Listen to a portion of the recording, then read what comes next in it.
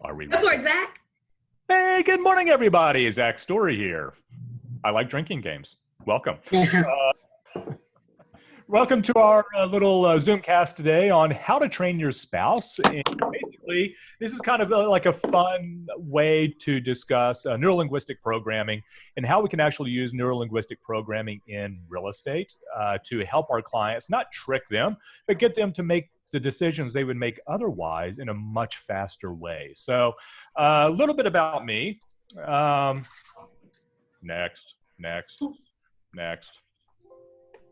I'm just getting beeps from my thingy. There we go. Okay. Basically, I'm an associate broker and one of the coaches for West USA. Have been coaching here for about almost 3.5 years now. Absolutely love it. It's a ton of fun getting out there and helping agents become successful in the marketplace. We do a lot of stuff on the academic side as well, just so we can bring new tools in that the real estate industry really hasn't seen implemented yet. Some stuff that we see over in the corporate sector, but not necessarily at the sales end. So I try to kind of get a lot of that information percolated up to the forefront for you guys after we filter out all the kind of BS stuff and let you know how it can apply directly to you. We also just launched a real estate agent transformation podcast. So look for that out there. We should be getting, I'm hoping from iTunes, we should be getting the approval here in the next couple of days. That way you guys will be able to go and view the 4 podcasts that we have uploaded so far. And we'll be dropping about 1 per week on there. So keep an eye out for that. So what are we talking about today? Really, the sales mission has kind of changed, and it has to do with the way that we communicate. Our brains have changed just because of what's been going on in the marketplace. So we're going to talk a little bit about that. Go into this thing called process fluency and how that actually creates top of mind. We're going to discuss heuristics, what those are and how those apply to our business every day. And I think one of those things, it seems like a big word, but it's kind of one of those things that after we tell you what it is, you're going to be like, oh yeah, that makes perfect sense. We're also going to talk about how to take these things and use them to beat the brain at its own game and make you a better salesperson, not only in real estate, but this also can apply to your personal life. Thus the fun of, learning how to train your spouse, like that's possible. And then how to use the embedded commands to actually do that. So diving into it here. This is probably the most boring slide in the deck, but really kind of what we have to look at in today's sales mission, right? So there's a big sales stigma out there. People hate salespeople. That's just honestly what it is. We have people who get into the industry. A lot of times when I'm chatting with agents and I ask them, why did you get into real estate? It typically has to do with service, wanting to be the best negotiator possible, provide the best level of service, and to communicate with clients to help them get the deal done. Never once do I hear, I want to be a salesperson, but that's what we are, right? So, but how do we overcome that sales stigma out there and still be able to produce at the end of the day? How do we become top of mind? Companies spend billions of dollars doing this every day. And a lot of times they're only able to get to that point after spending, decades in the marketplace. We'll tell you how to do that much, much faster and much cheaper. I know, some people on here like Lee's probably going billions of dollars. Oh crap, this sucks. So when we're looking at how to become top of mind, we'll kind of give you some tips on how to do that. How do we convince a prospect or a customer to actually become a client? And that's one of the things really what we're getting to this, going to get into this discussion about is how can we quickly get them to make the decisions that they need to make? How do we build trust and manage expectations? And how do we program others' brains to prevent self-defeating thoughts and speech? Any questions? Okay, that concludes today's segment. And my question, Zach, why does it have to be a boring slide? Because I really wanted to anchor it, expectations very low. So as we go through this, as they get a little, that is an amazing, that Tiger King thingy. Well, what do they call him? Is it Tiger King? Tiger King, yeah. Dude, Kelly, that's point on, right? So I should just spatter him throughout the entire presentation. Because that's like, culture now.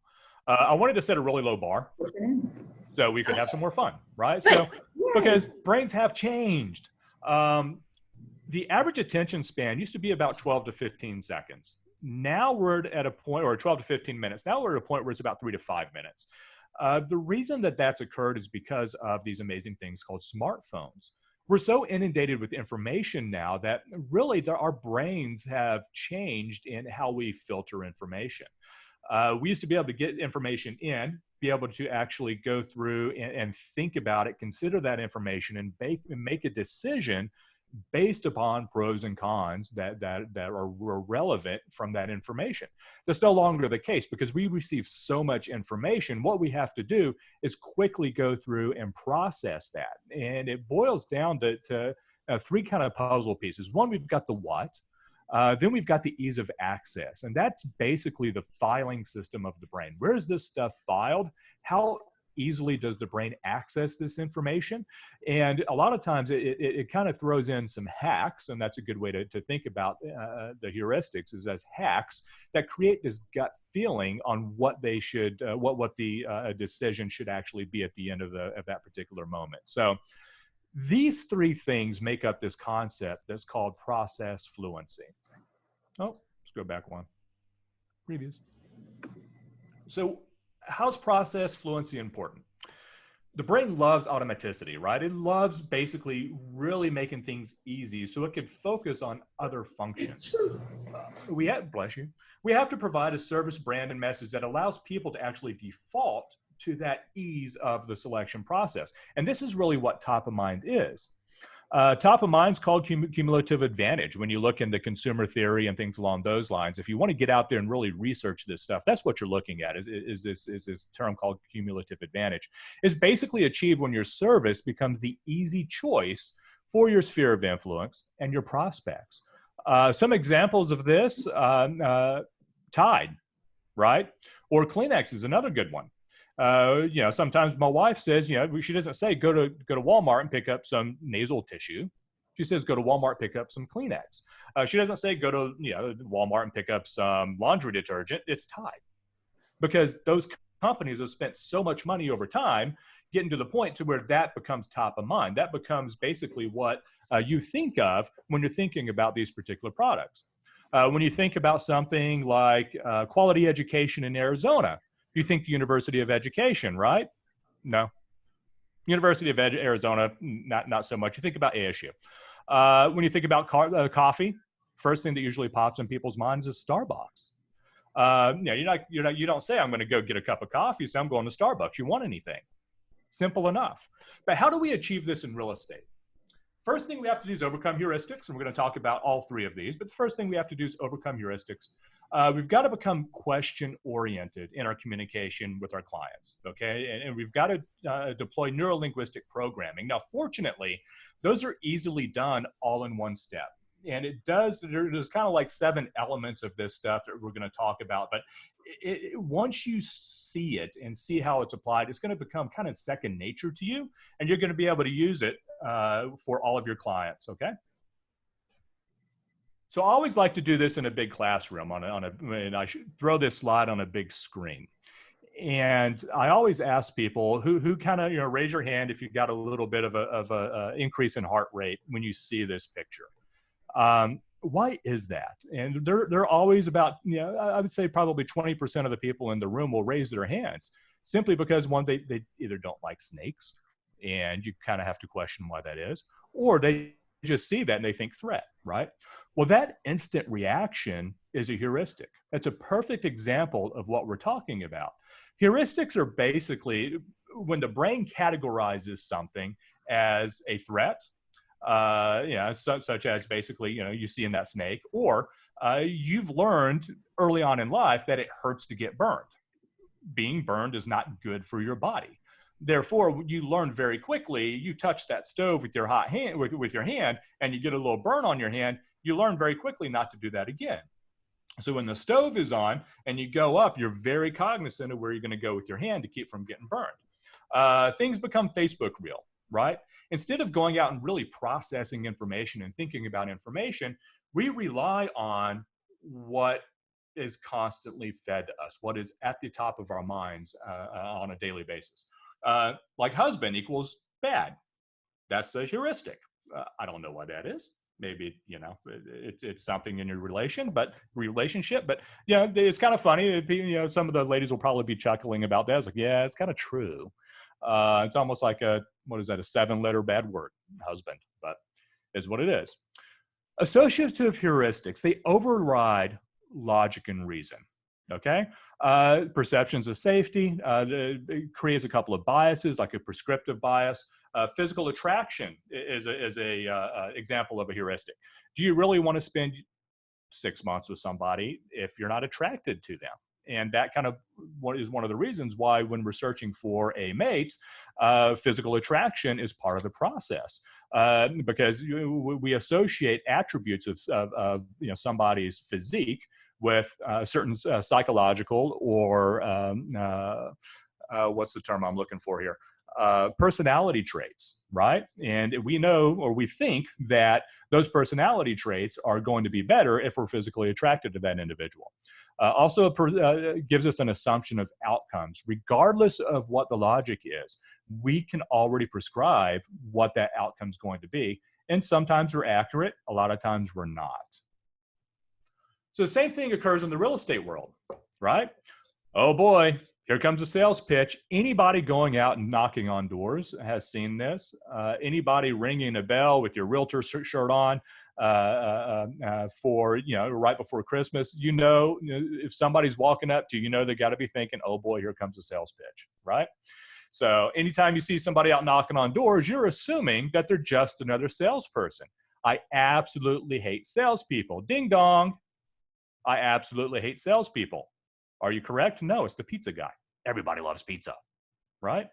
So you kind of got to figure out what it's going to take to get people outside of this realm of thinking that everything's going to be salesmanish.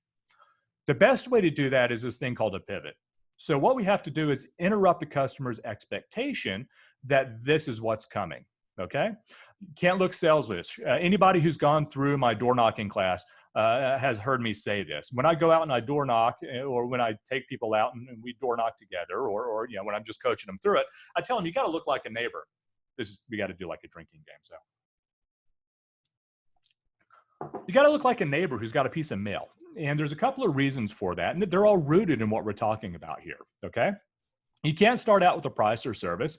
It has to be something that forces them to mentally regroup and get outside of this thought of, here comes a sales pitch. This is basically a threat to my being. I'm not going to want to buy anything. And it kind of gets them into this other thing. Outsource that threat or burden, right? You've got to put that initial focus on someone else. Again, on the door knocking side, that's when we're going out and we're handing out the flyers and we're doing warm calls on this. We're not asking people, are you looking to buy or sell? That's not the point, right?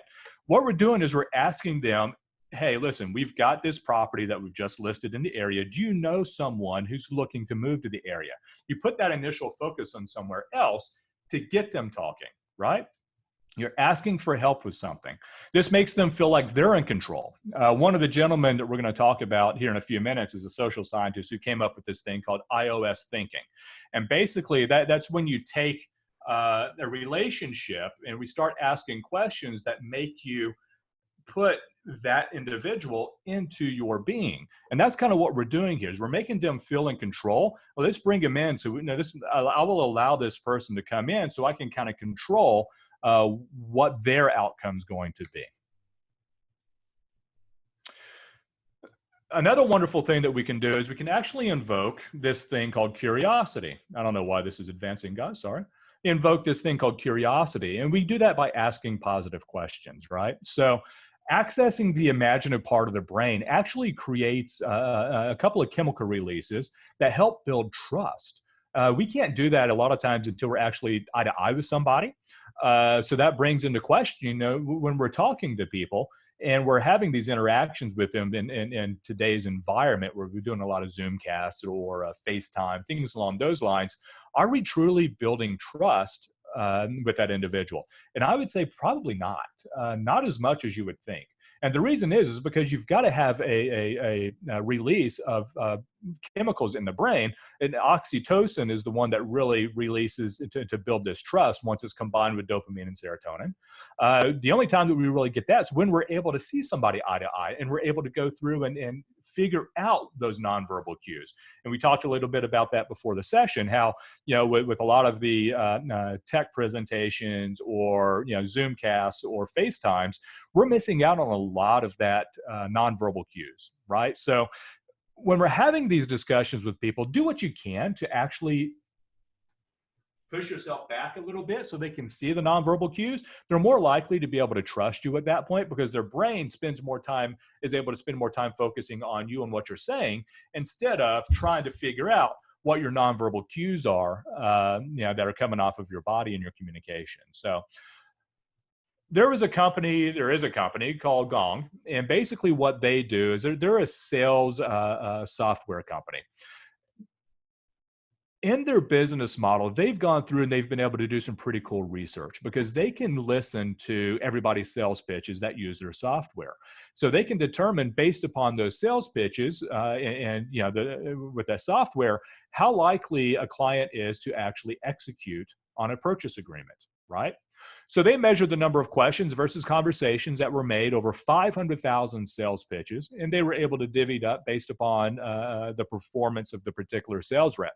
What they figured out that the optimal number of questions that sales rep asked before they were able to get the conversion for that client was 11 to 14 questions per call, right? Most people in the sales realm, actually, when you're going through and you're getting no's, most people reach out to and might make 2 to 3 asks before they move on in a client. 80% of business is done after the 6th ask. So number one, are you asking the questions that you need in order to be able to get those people on board? And 2, are you asking them enough times to be able to get them to execute? One of the things they did point out is that we saw diminishing returns on those conversion rates after 14 questions. So even though they were getting increases, still getting success, they started to see a decrease in efficacy because most people just got to the point to where I think they would start to kind of zone out and say, oh, goodness gracious, is this going anywhere, right?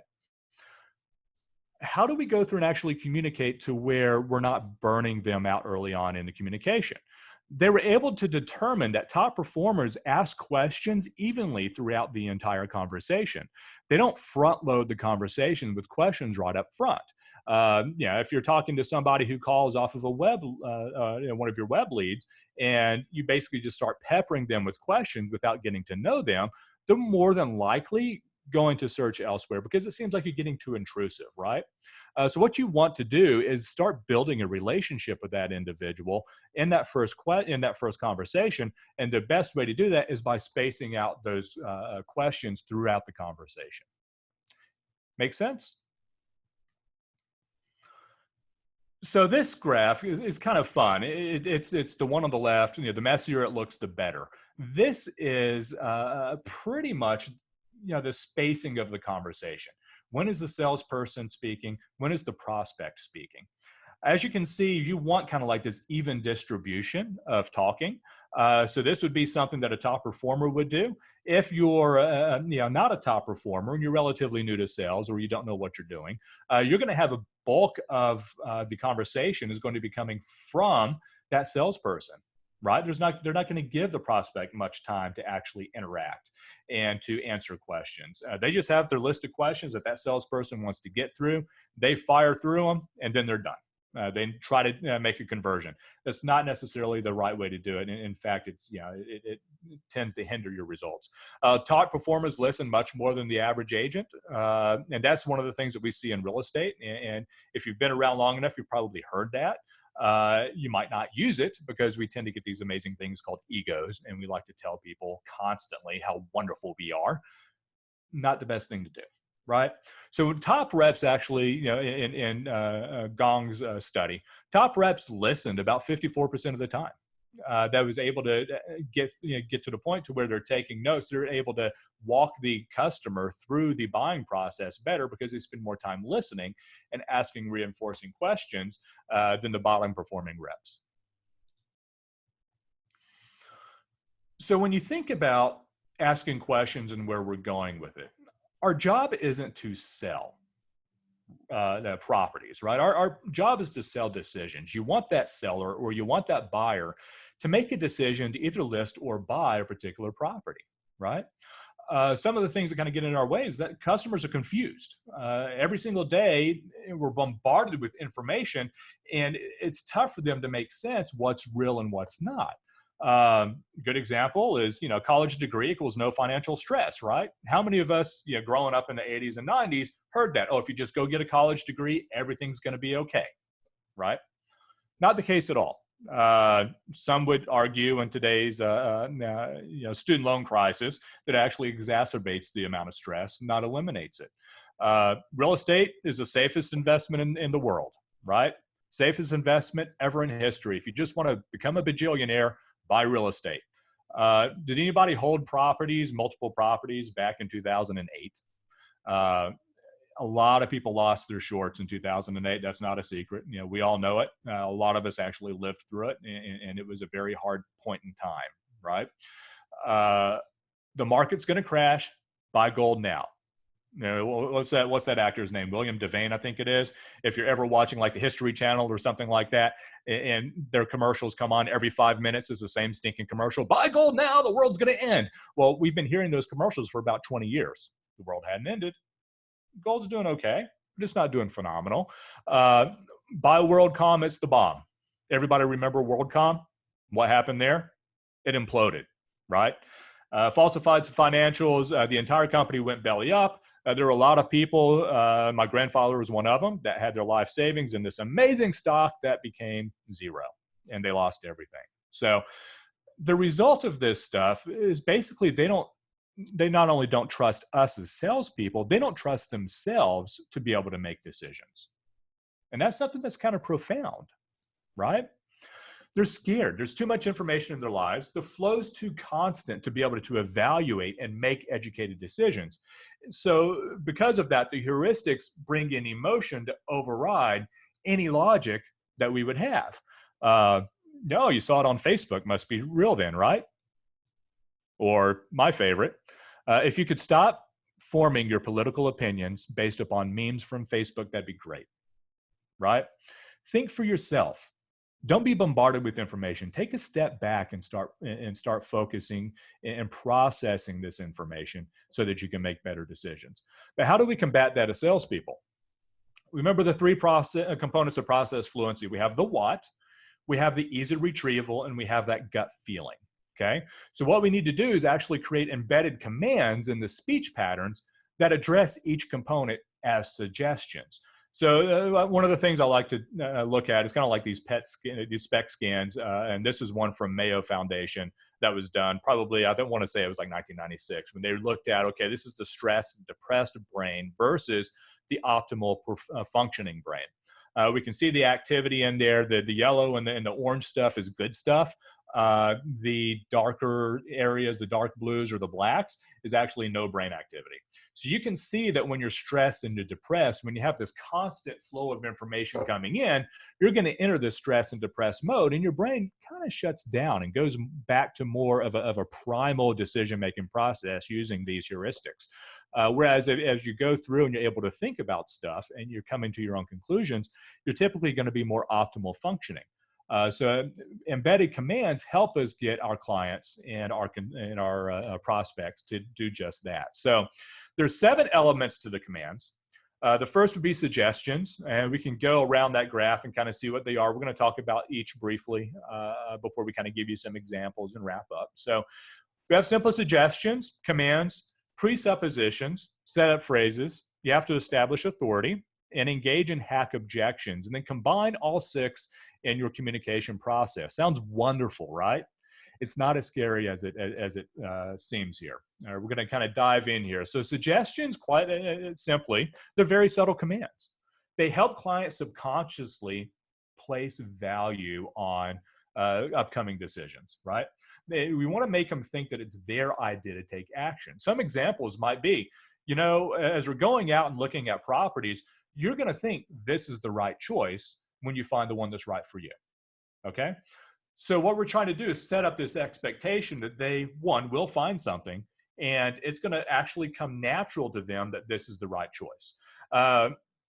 Those of you who have been in the industry long, or maybe even not so long, how many of you have ever worked with buyers who get to like 20 and 30 homes before they still don't make up their mind? It could be absolutely, it could drive you nuts, right? So what we want to do is kind of get them in a position to where they're going to think that the decision is theirs and is going to be at home 4 or 5, not home 45, right? So you're going to want to set them up for success here. Now, the suggestions is a great way to do it. Great decisions being made, right? You'll find this makes the most sense. And when you find this house that's right for you, you're setting up the suggestion that this is going to happen. The second one is commands. And this whole more direct thing, we'll talk a little bit about Dr. Aaron in a little bit in his study, but the more direct questions is kind of like, when you have an inflection, when you say something like, what would be a good example? Honey, take out the trash. You're giving somebody the opportunity to get out because you just stated that as a question versus, honey, take out the trash. What are you going to do? You're going to take out the trash because they just commanded you to do so. So what you got to do is kind of tell your client how to take action. You're going to kind of some examples is telling them how they're going to feel about that and then how they're going to think about it. So some things would be, okay, when you sign, when you buy, when you cross that bridge, this is what we're going to do, right? So it removes the equivocation later on in the process when they can already have these commands built in to what they're looking at doing. Presuppositions imply that the suggestions and commands are going to give them a powerful, true, and accurate feeling about what we're talking about. So signing is just going to come natural when you get around to it, right? A good thing to do is when you set up these expectations early on in the relationship and you get them out in the field, and we're coming across something like on a Benzer transaction or in the Benzer piece of the transaction, you can say things like, if you recall, back when we had this discussion, we said that this could come up and this is what you wanted to do about it. Notice that I actually dropped inflection in the end part of that. Instead of saying, remember if you recall, back when we discussed this, you said that you were going to do this. It makes it a question instead of a command. You want to use that command piece, bring them back to what they already decided on so that you can get the results that you want. Setup phrases. These are intended to remove focus from us and gives the consumer the ownership over that scenario.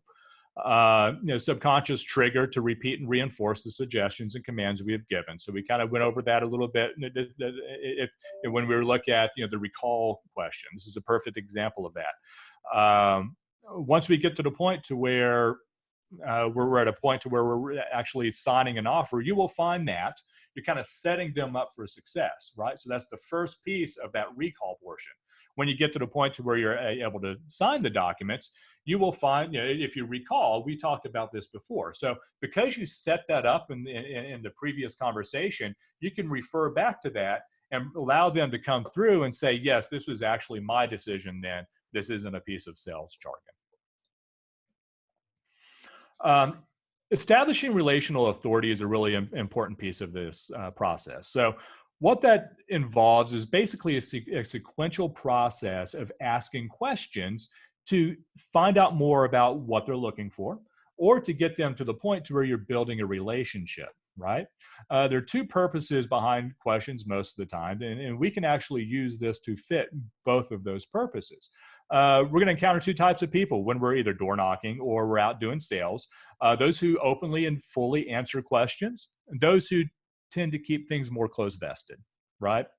I love walking through a house with a client. So what do you think about this? Yeah, it's okay. They don't get excited about anything. I've had a couple that as they're walking through and you're telling them stuff, they're just sitting there nodding their heads. And that's about it. Can't tell anything from that. So you've got to ask them questions to get them open up. But when you're building that relationship, should you ask open-ended questions or closed-ended questions? Arthur Aaron, who's a doctor out of State University of New York in Stony Brook, he and his wife have done a lot of research on communication between relationships. And Dr. Aaron's actually pretty famous. He came up, I don't know if anybody's come across this, and this is something that you can use in your personal relationships, is he did this study where he wanted to kind of go through and prove his a definition of closeness in a relationship, which is basically this iOS that we had talked about earlier. It's including other in yourself, right? So what he uses are these questions to kind of get people to break down and to find commonalities between one another. He took 3 groups of study pairs. One was basically a control group that he just gave, he just told them to sit down and have a general discussion about stuff for about 45 minutes. They gave another group a set of randomly sensitized questions. So you could have something like, how are you doing today? That's the first question. And the second question would be, what do you wear when you sleep? Right? If you're just meeting somebody, you probably don't want to hear that come out as the first or second question. So these questions were randomly sensitized. The last one had a prescribed questions, which is the graduated sensitivity over time. And they asked people to discuss this for about 45 minutes. And then they did a little session afterwards to help determine how connected they were with the individual that they sat down with. So what he found out was that the people who were not hesitant or reluctant to answer questions, you would want to ask more open-ended questions. Those who were really close to the vest and wanted to kind of more reluctant to answer questions, you wanted to start out with some closed-ended questions using the sequential manner to build rapport before you can start asking these open-ended questions. Once people trust you more, then they're going to be more able to have these open-ended, to answer these open-ended questions, right? So graduating the sensitivity of your questions really help bring you in as kind of like the consultant in this instead of the salesperson. One of the fun things about this, and we talk about using this in personal relationships, is he actually came up with 36 questions that you can sit down and ask people like your spouse. And through this graduated questioning, you're able to really build important connections between each other. It's so profound that he wrote a book back in I think this study was 1997. He wrote a book shortly after that, 36 questions that you could go through and ask to build relationships. It was so profound that out of that original study, the people that they had the graduated questions on, they had a couple of the couples that met for this actually got married later on. There were some relationships that came out of it. It was such a kind of a profound finding that they've used this and pushed it out throughout therapy sessions for a lot of couples here in the country. So kind of some fun ways to see how this acts in personal relationships, but it's very true when we're looking at professional relationships as well. So number 6, we've got to engage and eliminate objections up front, right? So when you're in a transaction and somebody comes up with an objection, it's nothing more than a call for help. Really what they've come up with is kind of like this knotted tangle in the mind of feeling versus logic, and they're looking for help to kind of undo that, right? So one of the best ways to do this is kind of anticipate objections before they occur earlier in the relationship. You've got to nullify them in the conversation, reframe them to get to the core issue. So if somebody's telling you, a good example might be, I don't like, the layout of the house, right? So what you'd want to do is kind of reframe that early in the relationship to say, layouts are easy. We might find some that are going to be perfect for you. It's probably not going to happen though, unless you like the cookie cutter homes. That's totally fine. So what you could do is kind of reframe that discussion and set it up for something where this could come up later on, but you've set the expectation that once they come to that issue, they come to that objection, it's already going to be resolved based upon that previous conversation. Okay. Make sure that you maintain neutrality versus throughout the objection hacking process. You never want to kind of be the person that says you've got to do this, right? You want to always maintain neutrality so that you can make sure that they're making the decision and you're not making it for them. So when you're combining all these into the same thing, there's kind of a synergistic effect that occurs. And we're going to kind of go through some examples real fast before we wrap up, to where you can kind of see how these are embedded in a conversation with clients. So, some of the suggestions, commands, setups, all of these are going to be color coded throughout the conversation. We're going to go through the conversation first, kind of so you can kind of picture what it looks like. And then we're going to see what elements of neurolinguistic programming are included in these scripts, if you will. So here's a pre-buyer interaction. You said that you wanted to buy in the past. Did you guys have to wait because you had some items to clean up on your credit? You can understand this is a common challenge for most of the buyers that we find homes for. Over the past 20 years, our team's found a few select loan officers who are amazing at helping you quickly and easily fix those issues, almost always for free. Once you do that, when do you imagine that you'll want to move? Seems pretty innocuous, but when you go through and you break this up into some NLP, those are the results, right? So anything that's color coded is intentional in the communication. And you can kind of imagine when you're sitting at a door talking to somebody when you're outdoor knocking, or you're having the conversation on the phone, or you're revisiting this conversation later on with somebody who had some issues, you can see how you're going to be able to go through and kind of code this stuff to help them make those decisions to make the move. Before showing your first home to the buyer, this is a good example. As we find the right home for you, become aware of the features you value and envision yourself living happily in the home. An awesome decision is being made, and I want to be sure that you have all the information you need to easily make the choice that's natural and makes the most sense for you and your family. That's the coding behind it, right? So we're already telling them that they're going to find the right home. They are going to be aware of the features that they value. They're going to envision themselves living happily. They're going to make an awesome decision when they figure out that this home's for them. They're going to have all the information they need to easily make the choice. That's natural and most logical. Does everybody see how that works?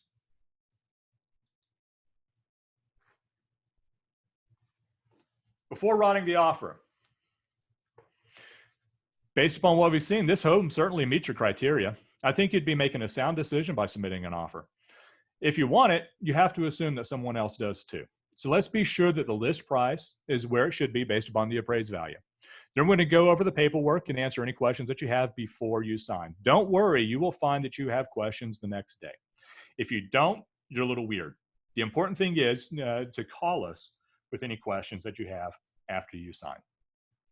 I use this all the time because there's the coding, right? So you can see how we're already setting up these situations to positively impact the decisions of our clients. Are we telling the client that they have to buy this house? No. Are we telling them what they have to pay? No. We're suggesting that they need to be realistic based upon what's going on in this marketplace, but we're not telling them what they have to pay. We're having them come up with a decision that's natural for them without having to go through and look at another 10, 15, 20 homes before they make the decision that this house is the right one. I think this is the last one here. Listing appointment. Your time's valuable, so thank you for meeting with me. I want to take a quick tour of your home so we can easily review comps and agree on a price to list a property at. Once I do that, I'll explain why we're so successful at helping you sell. Then we can chat about logistics before reviewing documents and answering questions. I think you will find the process as quick and as easy as you can imagine. Don't worry, people always think of additional questions the next day. We're here not only to help you get out, to get where you want to be, but to make sure you totally understand how to move forward. And that's the coding behind that one, right? So I think it's pretty impactful to kind of going through and kind of seeing how this stuff works. We'll send out the presentation for you guys. You can kind of study it and play with it a little bit. It is a lot of fun when you're kind of putting this stuff together and thinking how you can preempt a lot of buyer and seller decisions in the relationship, just using simple things, these little encoded, these encoded messages in your communication. If you have any questions about this stuff, let me know. It is something that it takes a little while. This isn't a presentation where you just walk right out and start using this stuff. You want to make sure that you play with it a little bit and make it yours to where it's not canned. But definitely take into consideration your these things when you're communicating with your clients. You're going to get much better action from it. This is something that I figured out probably about, goodness, when was the Canadian invasion? About 8 years ago. When the Canadians were coming into town saying, I have 2 days to find something, we were using a lot of this language to quickly drive those decisions for the clients. They still love us for those decisions that they made. So it never worked against us, but I didn't understand why this style worked, why this worked up until I really started studying the neurolinguistic programming about 4 or 5 years ago and realized that's exactly what we were doing. So have some fun with this, guys. Thanks to Sarah and Kelly for putting this together for us. I don't want to keep everybody too long today. I know everybody's kind of zoomed out when we're looking at your meetings and your education and stuff like that. So, but definitely play around with it. Let's have some fun and let's change some people's lives for the better. Zach, are we going to have these slides available after? Yeah, what I'll do, Sarah, is I'm just going to send this to you. Okay. That way you guys can distribute. Now I'll send it. I'll drop it in to Kelly as well. Perfect. Yes. So I'm presuming Kelly and I probably have most of your emails already, but if you could just put your emails into the chat function so that we definitely have them, that will make it for a quick and easy push out of the slides. And we also did record this as well. So if you've gone on here a little bit late, I will probably put the recording in there as well so that you get all of the information. Because it is a lot to digest, especially those last slides, the way you had them color-coded. Yep. We could spend probably, 5-10 minutes on each of those, really going through it. That's why I don't do that. Right, because I don't want people to be overloaded with this stuff. Right. Start thinking about it when you're working with your clients. Start, dabbling around with using it. You will find that it's successful. I promise you that. But to sit down and kind of go through every single example for 5-10 minutes is one. I think it's rude to you guys, right? Because I value your time. But two, I don't want people to kind of start zoning out and be like, okay, why am I here again? And take away from the actual content of the presentation. So, yeah. All right. Well, Zach, once again, amazing presentation. Does anybody have any questions? You can put them in the chat. You can unmute yourself. We're a tight-knit group today, so. Which is great. Yay! I like that. Honestly, some of these bigger ones that we do, I do feel like half the people are sleeping and, you're not sure how to connect with everyone. So as we kind of move forward and like I said at the beginning, we're still going to be doing a lot of these for the next month, I think at least. I don't even see us maybe getting back into the classroom type setting until June. Yeah. Yeah. I'm just amazed. I'm still kind of wondering, like, some of you, are just so poised into it. Like Tony, like he's literally been sitting in front of that bush for like the last hour. It's amazing. He's poised. He's so professional and like poised. It's amazing. It is. We've gotten really good. And the great thing about these classes is you can do fun stuff like, Jill, what kind of question do you have?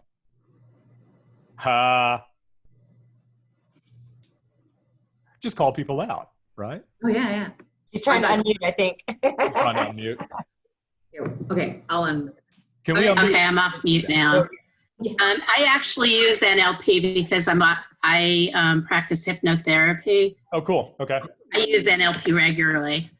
And I wanted to join you because the process. Yeah. And it's kind of funny because I talk to a lot of people, from the law enforcement community and other stuff that I do. And one of the classes I taught on this in my coaching team it was probably about a year ago when we did this the first time. He's like, oh, I love NLP. It's like, I get to suggest what we're going to do. I get to tell you what you're going to do. And then I get to make you do it. And I'm like, we're like, that's really not the best way to handle clients. Maybe, perps when you're out in the field and you're all suited up and you got to get somebody to comply with your, lawful command. But yeah, certainly not the way that we do this in sales. And I think NLP has kind of gotten a bad rap because of how some people use it out there and in other lives. But it's definitely a very impactful tool. And you've probably seen that, Jill, in being able to get clients to make decisions. Like I said, the great thing is when we're trying to make like little suggestions like this, the technical term is a nudge, which doesn't sound very technical. But when there's a huge body of research in psychology on nudges and basically getting people to do what they would do anyway, much faster than they would do it on their own premises, right? So that's kind of what we're looking at here is how do we nudge the clients to make this decision that they would already make. It may just be weeks down the line instead of today. I feel like we have to drag them sometimes. But if we set up, I've been doing real estate for over 35 years, and you look 30. You look 35, Jill. Well, thank you. But I try to hone in on what they're really looking for. And when I hear people showing, 12, 15, 20 houses in today's market, I'm like, are you nuts? You're going into 20 houses? No. Usually I can get my clients to do 3 to 5 houses, but I work with clients now that they really have to fix their credit. I'm in a whole different market of clients, young clients that don't know they can own houses. Yep. Or I have the other end where people are buying second homes and they're cash buyers. Yep. So I have not a lot in the middle right now, but that's by my choice. The great thing I love about credit challenged buyers, old or young, doesn't matter, is that once you get into the position to buy and using this stuff to establish yourself as the expert in what you do, letting them know that this is going to be an easy process. It may take a little while, but it's not going to be very difficult for you to do. You set these expectations and you help walk them through this and get them to the closing table. If you're able to do that with those clients, you not only win them for life, you become top of mind. Yeah. Right. You will always be the hero. You will always be the one that will reach out to them and say, hey, listen, love you guys, miss you. Glad things are going great. Is there any way that I can help any of your friends or family like we helped you? And just as it allows you not only to change, Dave Ramsey's always talking about, you're not changing lives, you're changing family trees when you do this stuff correctly, when he does his financial counseling. It's kind of the same thing in real estate. Right? Mm-hmm. We're not just changing one person's life or one family's lives. Like we have the ability to brand ourselves and our role as real estate agents in a manner which people can look on as the exact opposite of where we stand now, which I think is one notch below salesperson, or I'm sorry, the car salesman. Right. Yeah. And it's kind of profound the impact you can have on those individuals. It stinks when you're 6 to 9 months out with somebody and everybody's 6 to 9 months out. But if you work them correctly in 6 to 9 months, you're golden. You're going to making so much money. And I know Lee's had that happen to him, right? Where you're working with renters for months on end, getting them to the point to where they're looking to buy, and then you have an amazing April. Yeah. So you're in the business of building relationships, as one of our famous people say. I think it was Mike Weinstein that says that you're in the business of building relationships. We're in the business of relationships. Or in the business of pretty much. That's what he always says. Yeah. Yep. But building those, asking the right questions, doing that correctly will greatly expedite your success at that. Right.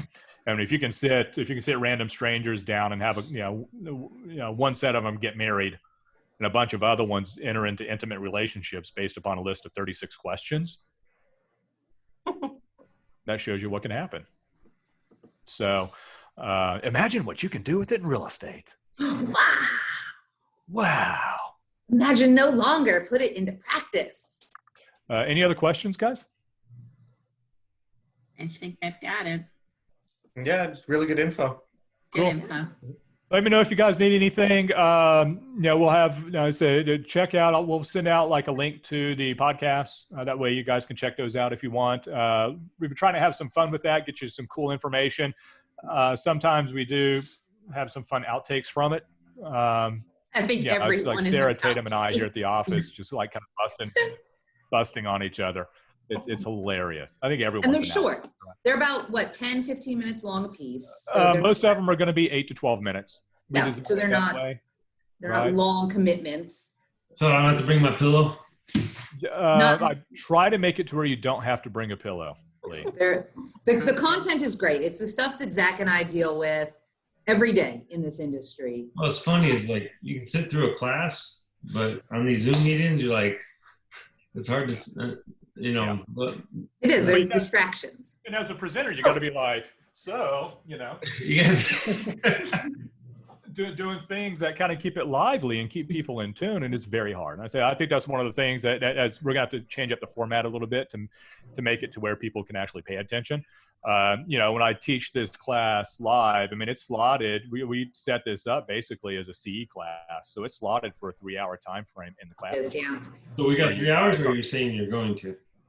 What's that? When we get back. 3 hours? Yeah, when we can actually get back, and it's not 3 hours of bleeping Zoom. Gotcha. Right? Because nobody wants to sit through. Had a couple of those. 3 hour Zoom class, Joe? But I mean, I'd be like, turn the camera off. I'll go do something else. Come back and check in. I wouldn't be able to sit through the class for 3 hours. I can't. Even we had my wife. Her role is kind of funny. She's in charge of implementing technology in the classroom for basically her school district. She's on a team that's all that they do. So she was an annoyance up until about a month ago. Right? Everybody's like, oh, we got to do this. This is annoying. Why do you keep asking me to do this? And then they're like, oh, crap. Right? So, but because of that, she sits on Zooms. She'll have 6 to 8 Zooms a day.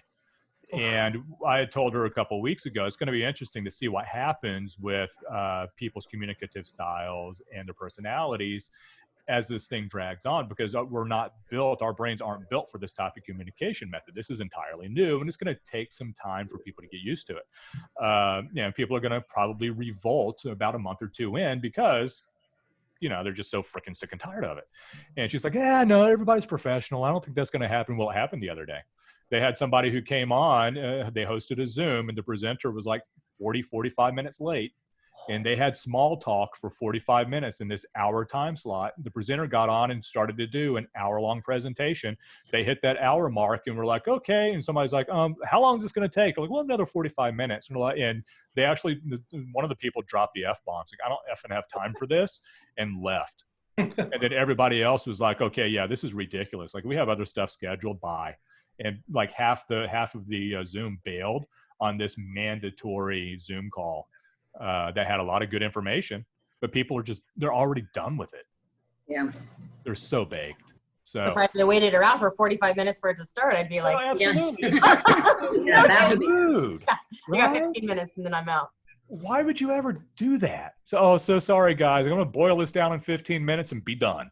And I feel bad keeping people on, for 45 minutes of class time. Because it's so hard to focus beyond 7 to 8 minutes now on a Zoom call that you get a lot of people who just check out. So with that being said, well, thanks everybody for coming, and if you have any questions that pop up after the fact, just let us know and we'd be happy to get them answered for you. Absolutely. Thanks, Kelly. Absolutely. And keep showing up, keep coming to these classes. We will make them interesting, we will make them fun. There's still a lot of really great information out there, and I'm excited to see what the future of education in our industry is and communication. So stay tuned, because we're going to keep bringing things, that are the forefront, that are leading the industry. And so pat y'all selves on the back for being a part of this group that is pushing forward and will emerge from this period as leaders in our industry.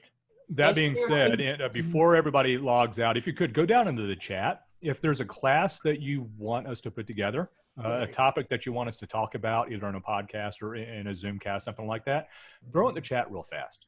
That way we can program things that you guys find value in.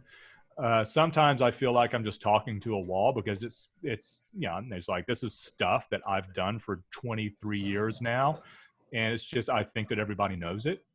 and it can be frustrating for me sometimes. So, we're in some of the other ones, like Mike and those guys who are also putting classes together. It's like, it feels like we're talking about the same thing all the stinking time, right? And we want to come up with some kind of like some cool new stuff. So if you have something that you want us to talk about, throw it in the chat real fast, and we'll see what we can do to put stuff together for you.